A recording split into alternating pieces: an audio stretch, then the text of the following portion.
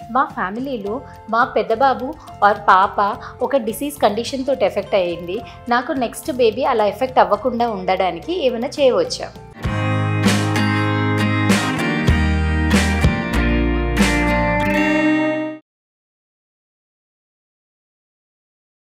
అలా అంటూ చాలామంది నన్ను అడుగుతూ ఉంటారు. సో ఖచ్చితంగా మనము ఫ్యామిలీలో జెనెటిక్ డిసీజెస్ రన్ అవుతే అది ఫ్యూచర్ జనరేషన్స్కి, అంటే నెక్స్ట్ పుట్టే పిల్లలకి అది ఎఫెక్ట్ అవ్వకుండా మనము ప్రికాషన్స్ తీసుకోవచ్చు. దాన్ని మనం పీజీటీఎం అంటాము. సో మనము ఫ్యామిలీలో అప్పుడప్పుడు మేనరికం వల్ల కానీ, మేనరికం లేకపోయినా కానీ కొంతమందికి రేర్ జెనెటిక్ డిసీజెస్ ఉంటాయి. కొంతమందికి ఎఫెక్ట్ అవుతారు, కొంతమంది జస్ట్ క్యారియర్స్ ఉంటారు.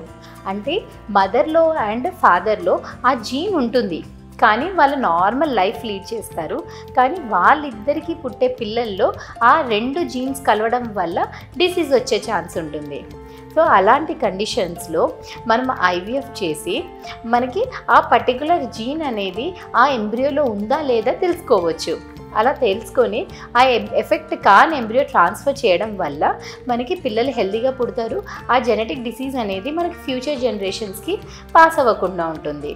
ఈ పద్ధతిని మనము పీజీటీఎం అంటాము, అంటే పెరింప్లాంటేషన్ జెనెటిక్ టెస్టింగ్.